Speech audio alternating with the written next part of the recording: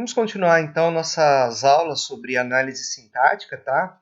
E hoje nós vamos falar sobre declarações de variáveis e tabelas de símbolos.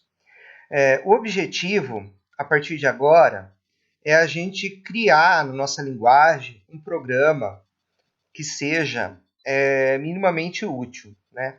O que eu quero dizer com isso?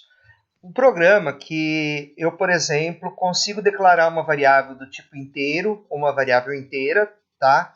E eu consiga ler o valor dessa variável e armazenar esse valor na memória, tá? E depois, se eu quiser, imprimir o valor dessa variável inteira, tá? A mesma coisa para uma variável do tipo string ou para uma constante do tipo string, tá? Por exemplo, o que eu quero dizer com uma constante do tipo string? Uma string dentro de um comando write, ok? Então, para começar a poder fazer isso, né, para a gente ter um arcabouço que a gente pode usar para implementar isso daí, a gente vai precisar de uma coisa chamada tabela de símbolos, ok? Para que a gente possa gerar código para esse tipo de construção, tá? Então, vamos falar o que é uma tabela de símbolos, né? Primeiro vamos começar com uma gramática bastante simplificada e com um programa em que a gente só consiga declarar variáveis, tá? Esse programa nosso, ele não vai ter comandos, ele somente vai ter declarações de variáveis, tá? E não vai ter comando nenhum, né? Então o objetivo aqui é começar com algo bastante simples para vocês entenderem o que vem a ser uma tabela de símbolos e como essa tabela é usada, tá? Então, nosso programa, né, ele vai ser gerado pelo símbolo não terminal program, tá? Então, o program aqui está gerando declarations, que são declarações de variáveis, e statements, tá? Então, declarations e statements são dois símbolos aqui não terminais, tá? Só que statements leva na cadeia vazia, porque eu não tenho comandos, tá? Então, como eu não tenho comandos, statements leva na cadeia vazia. E declarations é recursiva à direita, tá? Então, eu posso ter recursão à direita, que eu não posso ter recursão à esquerda, se eu estiver implementando um analisador top-down, como é o nosso caso aqui, tá?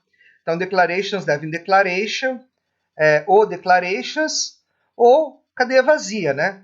Declarations, inclusive, pode inicialmente levar na cadeia vazia. Nesse caso, eu teria um programa sem nada, né? Um programa seria um arquivo texto vazio, né?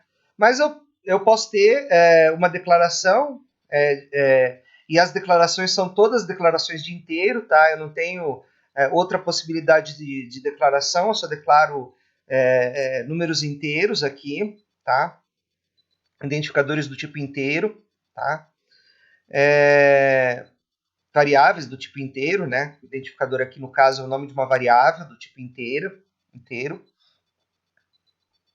Então, isso daqui é justamente para simplificar, ou seja, o objetivo aqui é fazer a coisa mais simples possível, tá? Para que a gente foque nos conceitos, tá? E que a implementação fique bastante fácil para entender, né? Então, esse é o objetivo, né? Então, veja bem, todas as declarações de variáveis, né? Todas as variáveis, elas são globais, tá? E essas variáveis globais, elas são geradas pelo símbolo declarations, tá? Todas as variáveis globais são geradas pelo símbolo declarations, né? E os comandos, né, eles seriam gerados pelo não terminal statements, mas como a gente vai ver, a gente não vai ter comandos por enquanto para simplificar nossa implementação, tá? E esses comandos, eles podem usar, tá, as variáveis que foram declaradas anteriormente, ok? Então veja que nessa gramática aí, a gente não pode ter comandos e declarações misturados, né? Primeiro você tem que ter todas as declarações de variáveis e depois todos os comandos, tá? Então primeiro todas as declarações de variáveis, depois todos os comandos, ok? Para que o programa seja analisado sintaticamente de forma correta, ou seja, para que ele não dê erro de sintaxe, tá? Então, toda vez que uma variável é declarada, ela é colocada na tabela de símbolos, né? Mas o que vem a ser essa tal de tabela de símbolos? Bom, como o próprio nome diz, tá? A tabela de símbolos é uma tabela que vai guardar identificadores, né? Nessa implementação do nosso compilador, a tabela de símbolos vai guardar somente identificadores. Em outras implementações que vocês podem ver por aí, a tabela de símbolos pode guardar também palavras reservadas, né? Então, a estrutura de dados, né, que compõe essa tabela, né? Então, essa tabela é um vetor de estruturas de dados do tipo símbolo, tá? Então, essa estrutura de dados não vai precisar incluir o tag do token, porque o tag é sempre ID, tá? Tudo que você vai colocar na tabela de símbolos é identificador, né? Ao passo que em outras implementações, como a implementação do arrow, por exemplo, você teria que colocar o tag, né, na tabela de símbolos, porque na tabela de símbolos você também poderia guardar palavras reservadas, por exemplo, tá? Não é o caso aqui, tá? Por que a tabela de símbolos é necessária, tá? Uma das utilizações da tabela de símbolos é porque a nossa linguagem, tá? A linguagem que nós queremos reconhecer é dependente de contexto, mas a gramática é livre de contexto, né? O que significa isso? Né? Que para você ter uma construção com uma variável aceita, tá? Uma variável local global aceita, essa variável tem que ter sido declarada antes, né? Então ela tem que estar, a variável, ela tem que estar no contexto, ela tem que estar no escopo da construção sintática, para que aquela construção sintática não resulte em erro. Isso é dependência de contexto, tá? Mas como a sua gramática é livre de contexto, tá? Uma das formas de adequar a linguagem, tá? A gramática, tá? É criar a tabela de símbolos. Então a tabela de símbolos ela vai agir como um analisador, como parte do analisador semântico. Quando você encontrar uma cadeia que não é palavra reservada, ela é um identificador, você vai verificar se esse identificador está no escopo ou na tabela de símbolos do escopo, ok? Mesma coisa com uma função, né? Você vai checar se essa função tem protótipo, né? Se ela já foi declarada, ok? Então, no caso desse exemplo, a tabela de símbolos é usada para checar se uma variável foi declarada. Por quê? Porque você não tem funções, tá? Então, a tabela de símbolos nessa implementação, ela é um vetor de estruturas de dados, ok? Se essa variável ou se essa função não foi declarada, nós temos um erro semântico, né? Você checou se a variável foi declarada, ela não foi, ou ela foi declarada, mas tem um tipo incompatível com o tipo que você está usando, tá? Então, quem faz isso, né? Quem faz essa checagem de tipos, né? É quem verifica se a variável já foi declarada antes de ser utilizada, ou se você está usando uma variável de um tipo compatível com a variável que você está operando, tá? Com a outra variável que você está operando, é o analisador semântico, ok? E o analisador semântico vai usar a tabela de símbolos, tá? Então, essa é uma das utilidades da tabela de símbolos. A outra utilidade da tabela de símbolos é na geração de código, né? Porque para você gerar o código para acessar uma variável local, né, ou global, você precisa saber o escopo dessa variável, tá? Ou seja, você precisa saber o endereço de memória onde está essa variável, ok? Então, também uma outra utilização da tabela de símbolos é na hora de você gerar o código, né? Então, a análise semântica vai resolver para você o escopo da variável, tá? E você vai invocar o gerador de código para gerar código para aquela determinada variável, ok? Então, ela é muito importante para isso, tá? E a nossa implementação de tabela de símbolos aqui, né? A nossa tabela de símbolos aqui é implementada como vetor de estruturas de dados. Mas em algumas implementações mais avançadas, vocês vão ver que a implementação da tabela de símbolos aí, nessas implementações, a tabela de símbolos é implementada como uma tabela hash, tá? Mas não é necessário, ok? Você pode ter simplesmente um vetor de estrutura de dados, uma pesquisa sequencial, tá? Lógico que se você implementar a tabela de símbolos como uma tabela hash, o seu compilador ele vai ser mais eficiente na hora de localizar uma determinada variável para resolver o escopo de uma variável, para verificar se essa variável está na tabela de símbolos, vai ser mais fácil, vai ser mais rápido se você usar uma tabela hash, mas não é necessário, tá? Você pode usar uma pesquisa sequencial e um vetor de estrutura de dados, como a gente vai fazer aqui de maneira bem simples, tá? O objetivo aqui é que o nosso compilador fique simples, que ele fique fácil de entender, tá? Bom, então do que consiste nossa tabela de símbolos? A nossa tabela de símbolos aqui, ela vai guardar inicialmente variáveis, tá? Ela é específica para guardar identificadores do tipo variável, ok? Então, se você pensar numa variável, o que a variável tem? Ela tem um tipo, ela tem um nome, né? Que é o lexema do identificador dessa variável, tá? E ela tem um endereço, que é o endereço dessa variável na memória, tá? Então, essa estrutura de dados aqui, a gente está chamando de Symbol Table Entry, entrada na tabela de símbolos, tá? Então, a tabela de símbolos, ela vai ter uma série de entradas aqui, tá? Quantas entradas? Max Symbols entradas, tá? Então, Max Symbols é o número máximo de símbolos que eu posso colocar na minha tabela de símbolos. Cada símbolo correspondendo a um identificador de uma variável, tá? E quantas variáveis eu tenho? Bom, você deve estar pensando assim, bom, eu não vou usar todos esses max symbols, né? Então, o número de símbolos que eu estiver usando, ou seja, o número de casas aqui, né, que eu estiver ocupando, né, o número de elementos aqui que eu estiver ocupando desse vetor aqui, que tem o máximo de max symbols, ok? Eu vou armazenar em n variables. Se não tiver nenhuma variável, ou seja, se nenhuma dessas entradas desse vetor estiver sendo ocupada, tá? N variables vai valer zero, né? Se eu ocupar somente a primeira entrada do vetor, n variables vai valer 1. Se eu ocupar a primeira e a segunda entrada do vetor, n variables vai valer 2, tá? Então, o vetor ele é preenchido de forma sequencial até eu atingir max symbols. Quando eu atingir max symbols, eu aviso para o usuário, olha, não consigo mais declarar variáveis. Você declarou muitas variáveis, aí eu não consigo mais colocar essas variáveis na minha tabela de símbolos, tá? É lógico que isso é uma implementação não muito boa, tá? Você pode pensar numa implementação, por exemplo, de tabelas de símbolos que use menos memória, né?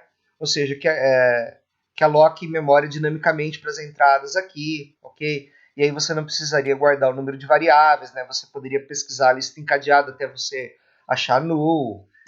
Enfim, tem outras implementações mais eficientes, tá? Mas o objetivo aqui é que isso seja simples, tá? Não que seja eficiente, seja fácil de entender, tá? E aí, no final da tabela de símbolos, eu tenho um ponteiro next que vai me apontar para a próxima tabela de símbolos. Por quê? A gente vai ter uma tabela de símbolos de variáveis, tá? Por escopo, tá? Então, cada escopo, né? Cada bloco vai ter sua tabela de símbolos, ok? Então, nós vamos ter uma pilha de tabela de símbolos, onde você vai pesquisar se a variável existe na tabela de símbolos do topo primeiro, e se ela não estiver na tabela de símbolos do topo, você desce e procura na tabela de símbolos que está abaixo do topo e prossegue, né, pesquisando até você encontrar a tabela de símbolos que está na base da pilha, que é a tabela de símbolos de variáveis globais, tá? Então, nesse caso aqui, como eu só tenho variáveis globais, eu só vou ter uma tabela de símbolos, tá? Então, esse ponteiro next vai apontar para null. Mas, em implementações futuras, vocês verão que nem sempre vai ser assim, né? Por exemplo, você tem essa tabela aqui, que é uma tabela de variáveis globais. Então, o next vai apontar para null, porque esse é o escopo máximo que eu tenho no meu programa, tá? Se eu pesquisei uma variável nessa tabela de símbolos aqui e não encontrei, tá? Ou seja, né, next está apontando para null aqui, é porque essa variável não foi declarada em lugar nenhum, ok? Agora, se eu tiver uma tabela de símbolos em cima dessa variável aqui, em cima dessa tabela de símbolos aqui, eu pesquiso primeiro nessa tabela de símbolos, e se eu não encontrar a variável nessa tabela de símbolos que está empilhada sobre essa daqui, eu procuro na tabela de símbolos de baixo, tá? Ou seja, no escopo mais externo. A gente vai falar um pouco mais sobre isso numa aula específica sobre tabelas de símbolos, tá? Quando a gente vai falar sobre essa filosofia, ok? Isso vai demorar um pouquinho, mas por enquanto a estrutura de tabela de símbolos é essa daqui que eu estou mostrando para vocês, tá? Bom, então aqui nós temos a definição de max symbols, tá? Eu coloquei 4096. Então, no máximo, o usuário pode declarar 4096 variáveis globais, tá? Max char é o tamanho máximo de um token, tá? Então, qualquer nome, qualquer identificador, Eu só vou considerar os primeiros 32 caracteres, tá? O cara pode declarar até um identificador com mais de 32 caracteres, mas eu vou considerar somente os primeiros 32, como faz toda a linguagem de programação, tá? E aqui eu tenho a estrutura de dados para entrada na tabela de símbolos, né? Então, symbol, table, entry, tá? É a estrutura de dados que descreve para mim a entrada de uma tabela de símbolos. Então, nós temos o type, que é o tipo da variável, que é um inteiro, né? O nome, que é um char, né? Um vetor de char, tá? E o address, que é o endereço da de memória dessa variável. Então, como as variáveis elas são guardadas na pilha, normalmente esse endereço é o endereço da pilha, tá? Onde a variável fica guardada na pilha. Mas, se for uma variável global, tá? As variáveis globais são guardadas no heap. Então, esse campo aqui, ele vale 0. Tá? Ele vai ter um valor default aí, normalmente 0 ou -1, né? Normalmente a gente coloca -1, porque 0 pode ser, né, o endereço de uma variável, o endereço do offset de uma variável na pilha, ok? Então, as estruturas de dados que compõem a tabela de símbolos são chamadas de entradas, né? Então, a estrutura entrada é struct STE, tá? Então, symbol table entry, tá? É um alias, né? Então, ele é um apelido para symbol table entry, tá? Então, ao invés de escrever struct symbol table entry, eu escrevo apenas STE, tá? Como aqui, né? Então, eu não preciso digitar struct symbol table entry, tá? Esse nome comprido aqui, ok? Eu digito só STE porque eu dei um type def, struct symbol table entry, STE aqui, então eu economizo digitação aqui, eu escrevo STE variable, tá? Então, eu tenho max symbols variables, tá? O número max symbols de variáveis, tá? Que são, tá? Essas variáveis aqui, ok? E struct symbol table of variables next, que é o ponteiro para a tabela de símbolos que está abaixo dela na pilha de tabela de símbolos, ok? Como eu expliquei para vocês anteriormente, tá? Então veja que essa estrutura de dados aqui, ó, symbol table of variables, tá? Eu também criei um alias para ela, ó, typedef struct symbol table of variables st of v, ok? Por que eu dei esse alias aqui? Por que eu criei esse alias? Para não ter que digitar struct symbol tables of variables global variable table, por exemplo, tá?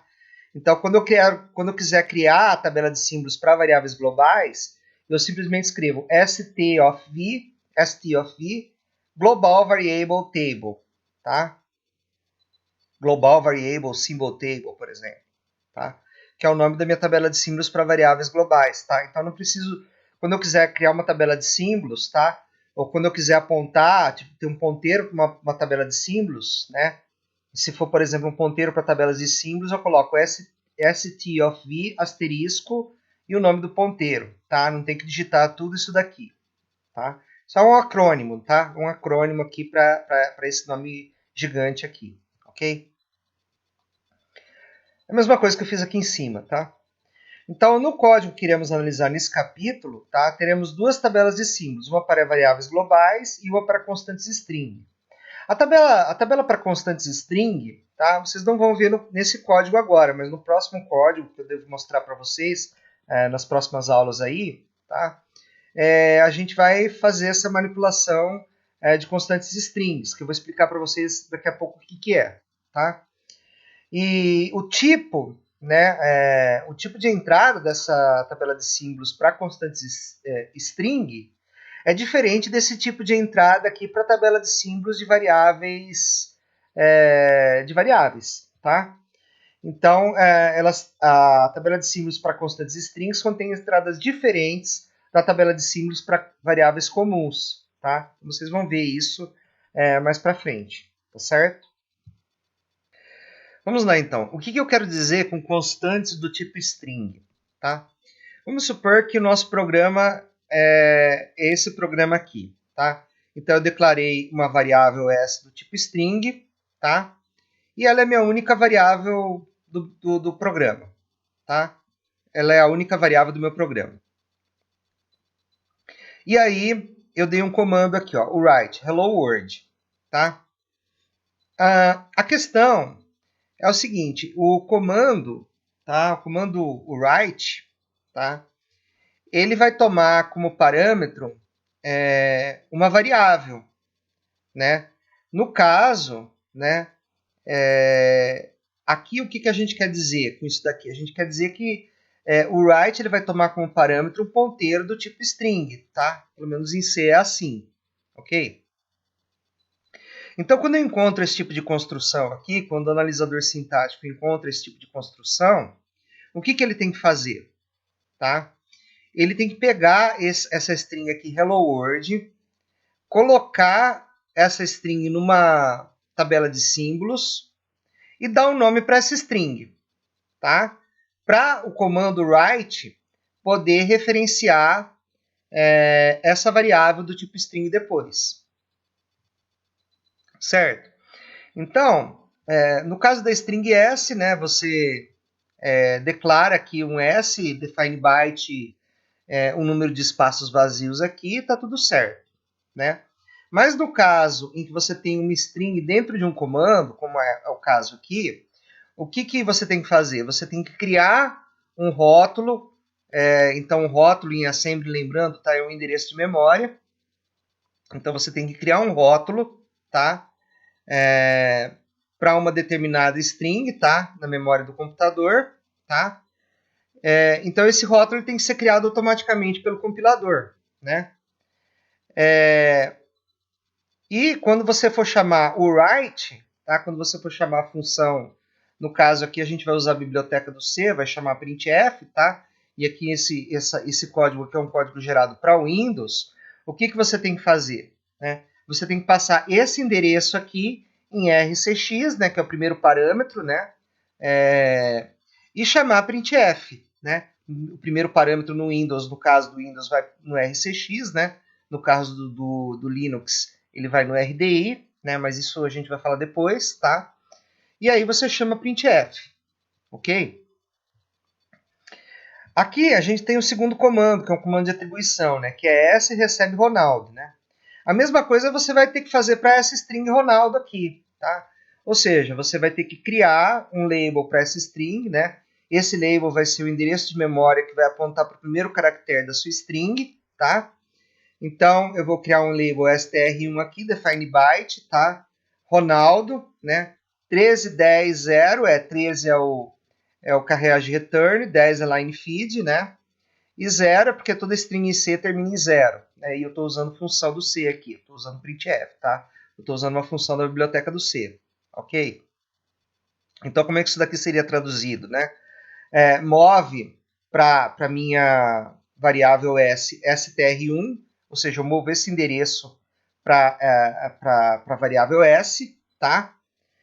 Por isso que eu coloco colchetes aqui, né? O conteúdo de S, S no meu assembly é um ponteiro, tá? Aqui não é um ponteiro, mas no meu assembly o S é um ponteiro, tá? Então o que eu faço? Eu movo para o conteúdo de S o endereço de str1, tá? Coloco coloco o conteúdo da variável S em RCX, ou seja, eu coloquei o endereço em RCX e chamo o printf aqui, ele vai imprimir, né, Ronaldo, ou seja, esse comando aqui, né, write S, ele vai ser traduzido como move RCX reals, né, entre colchetes, e call printf, ok? Esse comando de atribuição S recebe Ronaldo aqui, ele vai ser traduzido como move para reals, tá, entre colchetes, str1, certo? E esse primeiro write aqui ele vai ser traduzido como move RCX str0 e call printf. Tá? str0 e str1 são labels criados pelo compilador. Tá? É lógico que você não pode declarar uma variável no seu programa se você for usar a mesma tabela de símbolos para variáveis, ou seja, se você for guardar suas strings, tanto constantes como variáveis, na mesma tabela de símbolos, né, você não vai poder usar o str0 como nome para sua variável no seu programa. Por isso que a gente vai usar aqui uma tabela de símbolos separada para constantes string, tá? Porque a constante string, quando ela aparecer, né, se ela aparecer de novo, ela já tem um label para ela, né? Então você procura, se você já tem aquela constante string, se você não tem, você coloca ela na tabela de símbolos para constantes strings e dá um nome para ela. E quando você for referenciá-la, você vai usar o nome que você deu, tá? No caso aqui, quando aparecer Hello World, você vai substituir Hello World por str0 na hora de você gerar o código, ok? Então veja que quando aparece, né, na seção de declarações, né, essa daqui é a nossa seção de declarações e tudo que está aqui embaixo é o código, tá? A seção de código, né? Então aqui é declarations e o que gera isso daqui, que está aqui embaixo, é statements, ok? E essas tabelas aqui e essas strings aqui, elas vão ter labels, né, atribuídos automaticamente para elas, e elas vão para a tabela de símbolos de constantes strings, né? Então, S, né, primeiro S aqui, ele é declarado numa tabela de símbolos normal, mas essas strings aqui, elas são declaradas numa tabela de símbolos para constantes strings, tá? Então, esse trecho aqui de programa aqui vai gerar, ou seja, a seção de comandos aqui, né, vai gerar o section text no assembly, tá? Mas o section data, ele pode ser gerado tanto pela seção de declarações quanto pela seção de comandos, tá? E se você quiser, ele pode ir no final do seu arquivo assembly, ou seja, no arquivo assembly não tem ordem, tá? Se você não entendeu direito o que eu falei aqui, não tem importância no momento, tá?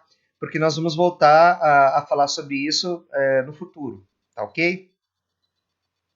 A gente vai falar sobre esses comandos assembly, convenção de chamada, etc. Tudo isso vai ser explicado no decorrer do curso. Não se preocupe se você não entende assembly, a gente vai falar sobre o assembly e você não precisa se preocupar se nesse momento você não sabe assembly 64 bits, tá? Então veja, né, a função que implementa a declaração de uma variável, né, que a gente chama de declaration, tá? Então declaration vai analisar a declaração de uma variável, tá? E para implementar a recursão em declarations, a gente vai usar um comando while, tá? Então a gente vai fazer while declaration, você fica nesse while aqui analisando declarações. Quando você vê o símbolo seguinte à declaração, tá? Que no nosso caso é final de arquivo, tá? Você vai sair desse while, né? Então o que acontece aqui? A função que implementa a declaração de uma variável retorna 1 se a declaração da variável foi feita com sucesso e a variável foi gravada na tabela de símbolos, ou retorna 0 se não houve declaração de uma variável, né? Ok? Então, se não houve a declaração de uma variável, o analisador sintático pode ter encontrado um símbolo que segue o não terminal declarações, né? Então, como não tem nada no nosso programa no C declarações, ele vai encontrar final de arquivo. Então, o símbolo que segue declarações vai ser final de arquivo, tá? Que nesse caso vai ser o símbolo seguinte de declarações, tá? Então, esse símbolo é o símbolo, ele pode ser, né, o símbolo primeiro de um dos comandos, né, mas os comandos eles estão comentados aqui, né? Você vê que statements eu comentei, tá? Então, o seguinte de declarações é o primeiro de comandos, ok? Mas comandos está comentado aqui, então o seguinte de declarações, nesse caso, só pode ser final de arquivo, tá? Então, ele pode ser o primeiro de um dos comandos que podem seguir as declarações, ou então o símbolo de final de arquivo, como eu falei para vocês. Então, no caso da função que analisa uma declaração retornar zero, esse laço while termina, significa que eu terminei as declarações, tá? E como não temos comandos, temos o fim do programa, tá? Temos o fim da análise sintática aí, né? Então, esse while declarations, declaration aqui, né? Veja que declarations ele teria que fazer uma recursão, né?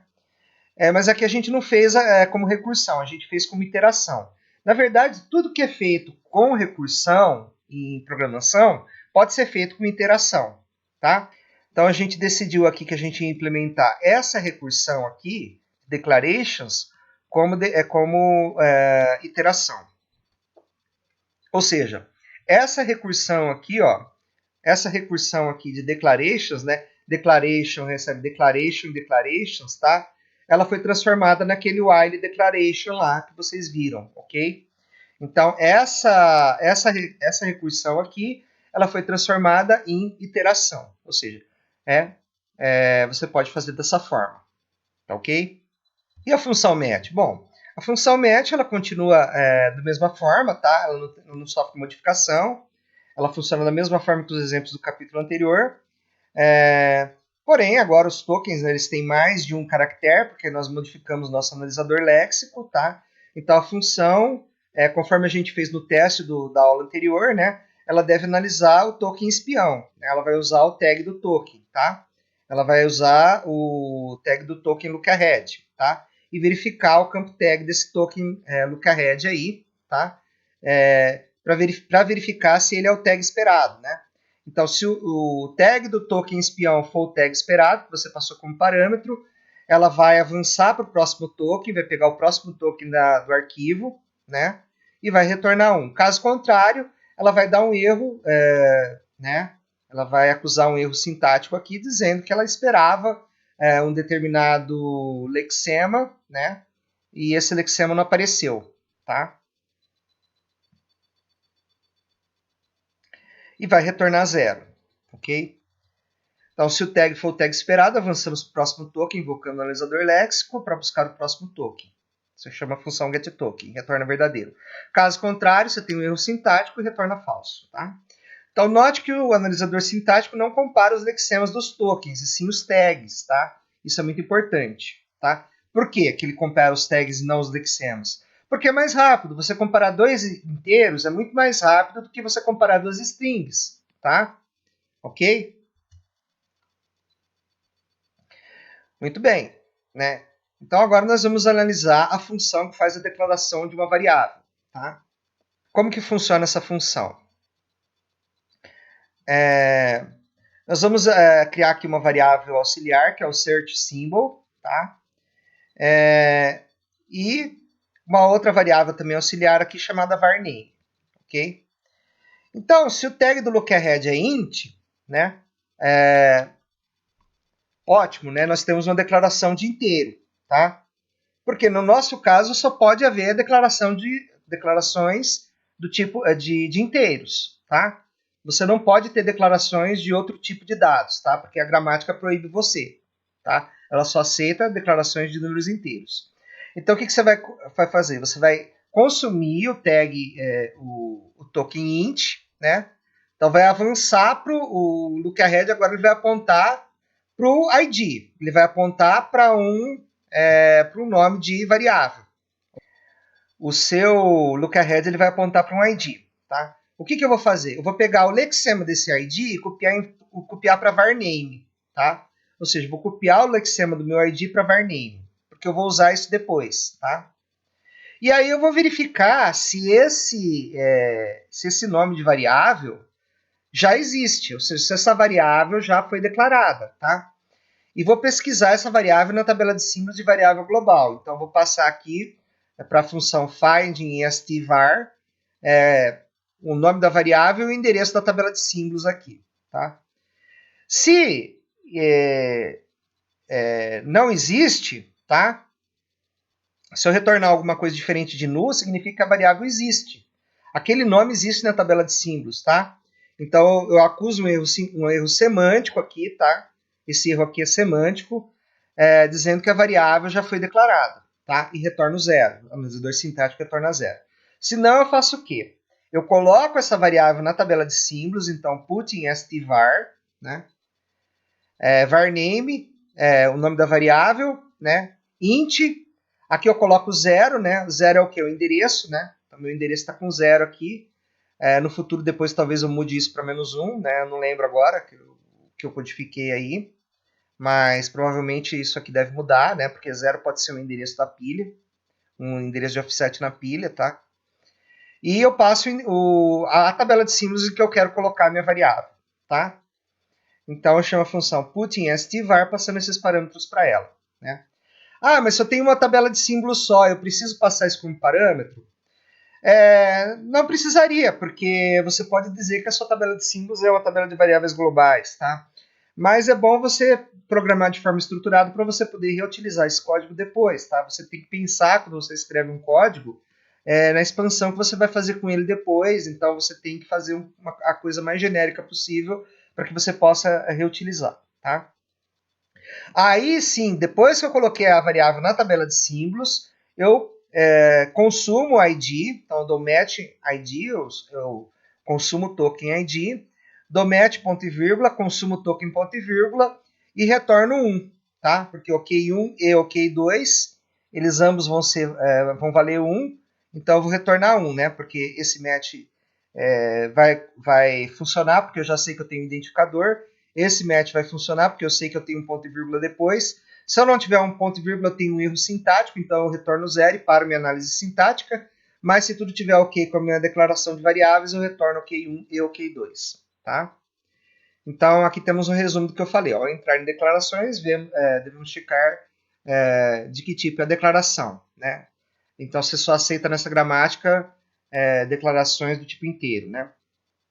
Então, aqui a gente usa a mesma forma de declarar que a linguagem C usa, né? O tipo da variável vem antes do lexema da variável, ok? Sendo declarado. Então, como só temos declaração de inteiro, né, inicialmente verificamos se o tag da declaração é int. Se for, consumimos o token de lexema int, tá? Você consome o token int aí. E o token seguinte deve ter como lexema o nome da variável sendo declarado, tá? Então você copia, tá? Antes de consumir, tá? Muita gente faz match ID aqui, match int, depois match ID. Aí, mas se você fizer match ID, você vai avançar para ponto e vírgula, tá? Então primeiro você copia, tá? Faz a análise semântica aqui. Se tiver tudo ok, aí sim você consome, tá? Aí sim você vai dar match aqui, ó, ok?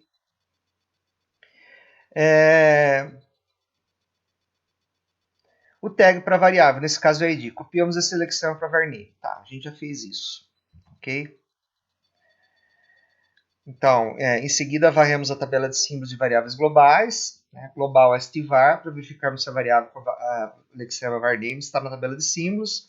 A função finding stvar retorna um ponteiro para a entrada na tabela de símbolos encontrada. Se você encontrou o símbolo, retorna um ponteiro para o símbolo que você encontrou. Ou no caso, né, não tenha sido encontrada a variável com lexema procurado aí, tá? Caso contrário, colocamos a variável com o respectivo tipo, int, né? Nome, varname, endereço 0 na tabela de símbolos de variáveis globais. Consumimos os tokens ID, ponto e vírgula, e retornamos verdadeiro caso esses dois tokens tenham sido consumidos corretamente, tá? E os outros casos, tá? Se você encontrou end token, né, é o símbolo seguinte a declarations, tá? Então, caso tenha sido encontrado o final de arquivo, retornamos 0, né? E qualquer outro caso, tá? Você está declarando algo que não é inteiro, né? Certo? Então, aí você vai entrar no else aqui e vai dar erro, né? Que você vai falar assim, ó, tipo desconhecido, tá? Lookahead setatag é o tag da variável, né? No caso, o ID. E lookahead lexema é o nome da variável, ok? E aí você retorna 0, tá? Esse erro aqui é semântico. Não, aqui no caso você dá esse erro sintático aqui, né? Ok? E imprime essa mensagem. Lookahead setatag é o tag da variável, no caso ID, e lookahead lexema é o nome da variável, ok? Retorna 0.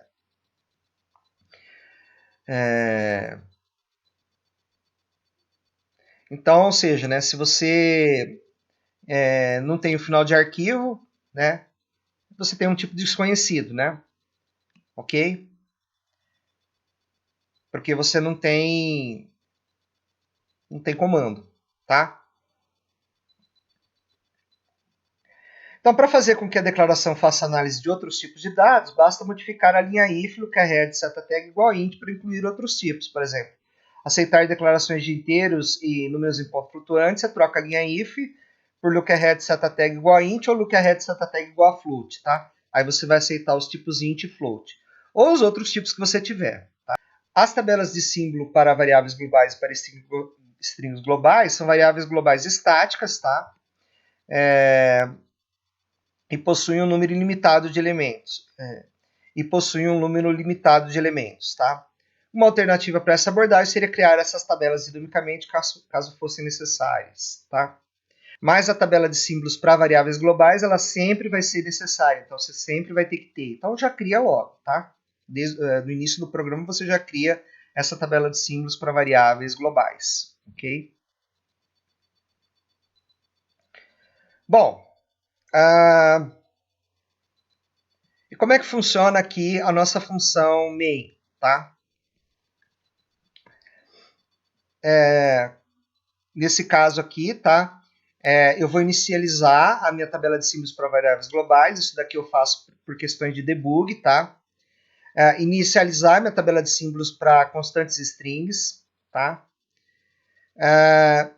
Se argc for maior que 1, eu tenho o nome do meu arquivo depois do nome do meu programa. Então, o que eu vou fazer? Eu vou chamar initlex com argv1, tá? Para o analisador léxico saber o nome do arquivo que eu vou fazer, que eu vou compilar, tá? O output file, né? Eu vou fazer um string copy de argv1, ele vai ter o mesmo nome do programa que eu estou compilando, né? Só que concatenado com a extensão .asm, tá? Então esse vai ser o nome do arquivo de saída, ok?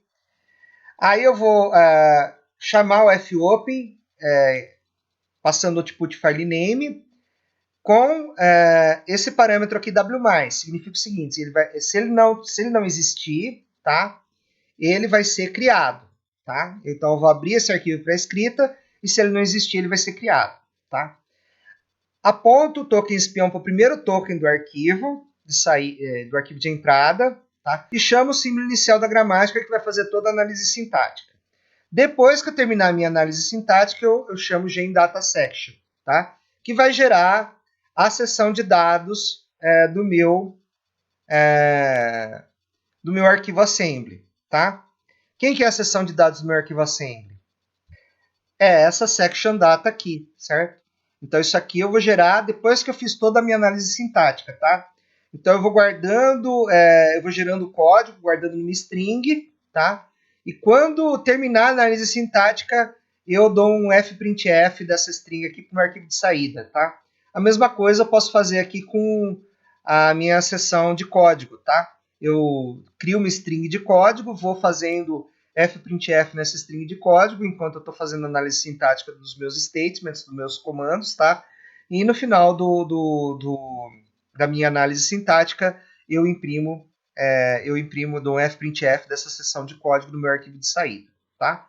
Essas seções aqui, elas não precisam estar necessariamente nessa ordem, tá? Você pode ter o section text e depois o section data, tá?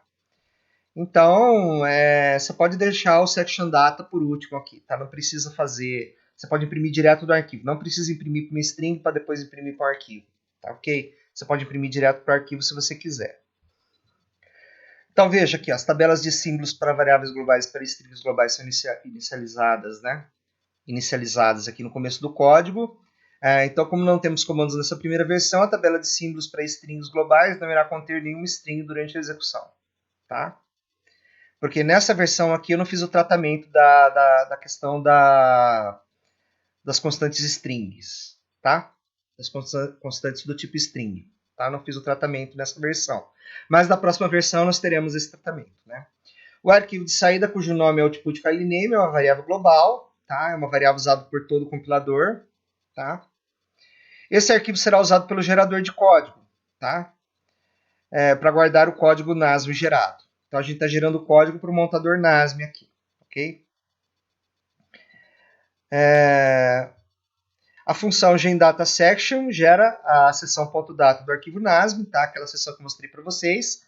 Essa seção contém as declarações de variáveis globais, tá? De todos os tipos, e de constantes strings globais, ok? Então eu vou mostrar agora para vocês os códigos aqui, tá? Vou abrir todos os códigos, vou mostrar eles completos para vocês. E também vou rodar o meu compilador de um arquivo texto aqui e mostrar a saída para vocês aqui, ok? Muito bem. O código que nós estudamos na aula, tá? Ele está em comp cap3 exemplo 5, tá?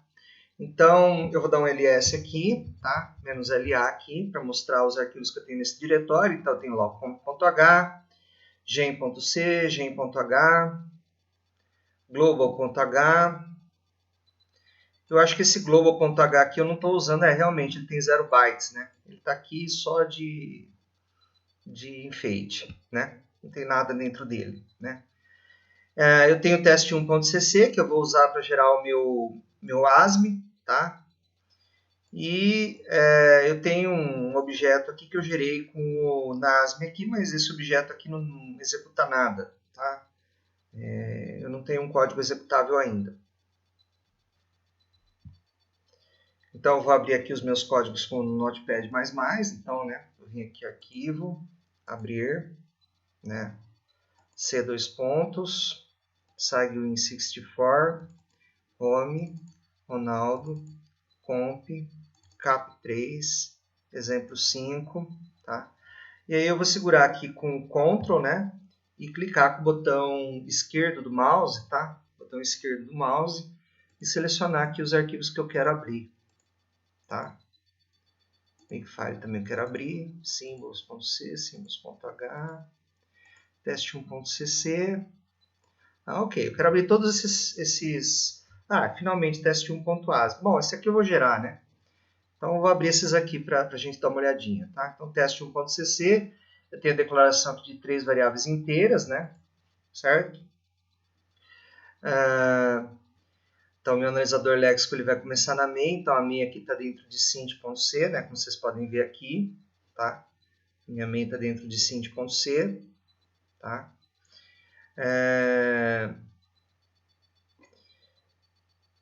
Aqui tem um código que eu mostrei para vocês da aula, tá? Veja que o código para statements está comentado, tá?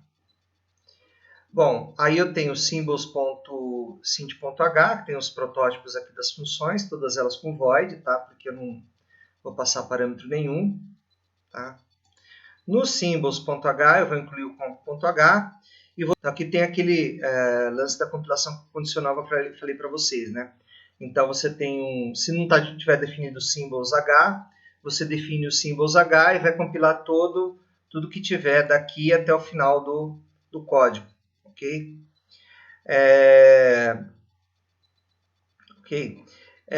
Se tiver definido o symbols h, né? Então ele não vai compilar nada, né? Ele vai pular toda essa compilação aqui, certo? No sint h eu devo fazer isso depois, né? Mas no symbols h isso aqui já está feito, tá? Então veja que essas estruturas aqui a gente já definiu em aula, tá? Coloca as funções aqui finding stvar, putting stvar. Aí o meu symbol table of strings, veja que ele tem o nome, né, nome do lexema, da string, né? E o valor que eu vou colocar a string em si, tá? Então o nome seria o nome que eu dou para string, por exemplo, str0, e o valor é o valor que eu vou colocar na string, tá? Eu também dei um alias aqui para essa estrutura de dados. Eu dei aqui o typedef struct symbol table of strings entre st of si, tá? Então, eu vou ter max symbols strings também, e n strings vai guardar quantas strings eu tenho armazenadas nesse vetor aqui, tá? Aí eu tenho funções também para manipular as strings, né? Então, finding st strings, putting st strings, né? Que eu devo apresentar para vocês nas próximas aulas, tá? E funções de debug aqui, ó. Print stvar, print strings, e funções de inicialização aqui, ó. Initialize stvar, initialize strings, ok? Aqui eu tenho meu symbols.c, tá? Tem aqui minhas funções, ó. Finding stvar, né? Putting stvar, ok? Finding strings, putting strings, tá? Initialize stvar, initialize strings, ok? Print stvar, print strings para eu fazer debug se eu quiser, tá? O Makefile ele vai fazer um executável para mim que eu vou chamar de mycomp, tá? Aqui eu tenho o lex.h, incluindo o comp.h, o lex que a gente já examinou, tá?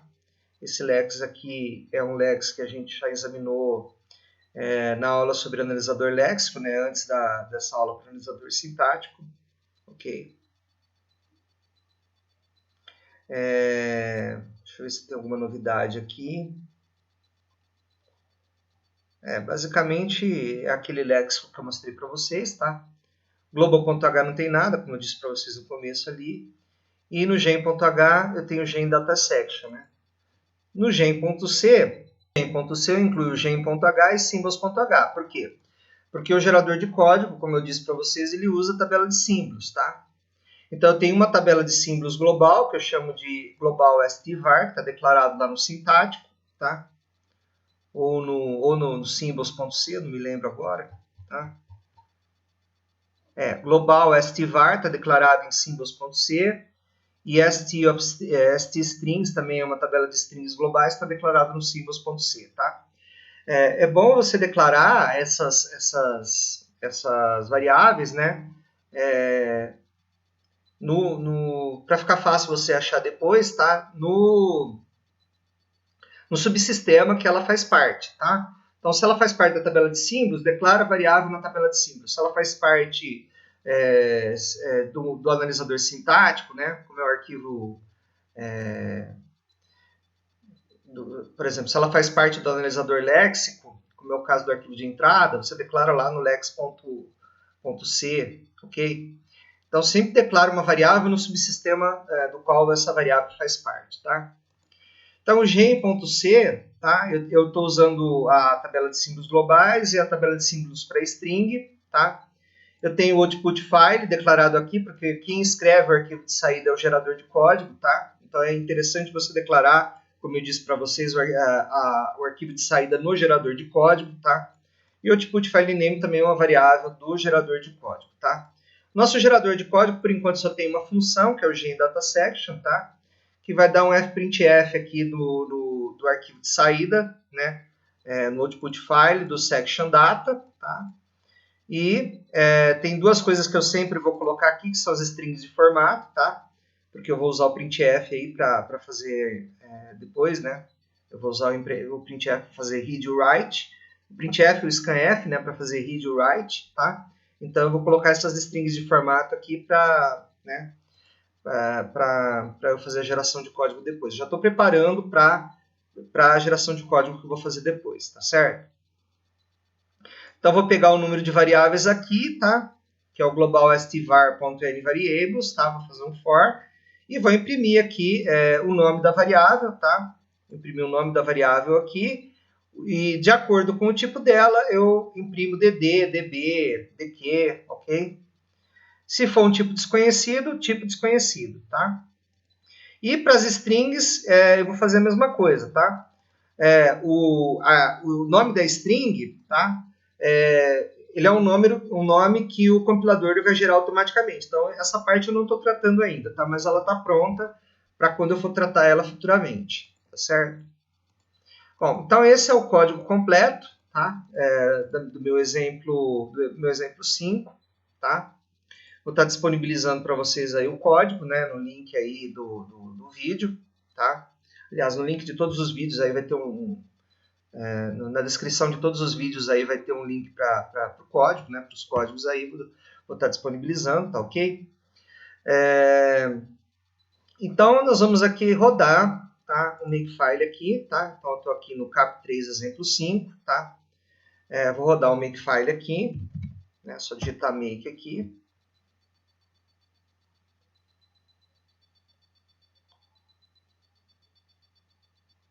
Ok, então eu fiz aqui o mycomp, tá?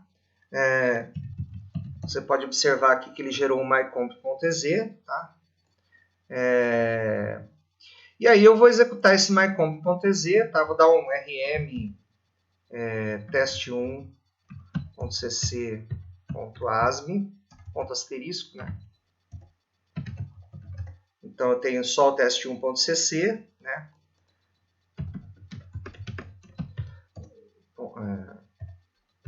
Então uma hora aqui eu vou ver aqui o que tem no test1.cc e vou rodar o mycomp aqui, né? mycomp.ez no test1.cc, tá? Ele gerou um test1.cc.asm, tá? Que é esse arquivo aqui, tá? Se eu quiser, eu posso vir aqui e abrir, né? Que é um arquivo que acabou de ser gerado aqui, né? Então, vocês veem aqui que ele gerou a seção de dados para a gente, tá? Então, na próxima aula, eu vou eu vou estar aí mostrando para vocês como é que faz a manipulação de strings. Nós vamos fazer o nosso primeiro programa aí que faz alguma coisa útil, né? Que é fazer comandos de leitura e escrita, imprimir alguma coisa na tela para interagir com o usuário, ok? Então nós vamos estar evoluindo nesse sentido aí na próxima aula, tá certo? Então por hoje é só. Espero que vocês tenham entendido. Qualquer coisa que vocês não entenderam, vocês podem perguntar aí na seção de comentários, tá ok? Um abraço e até a próxima.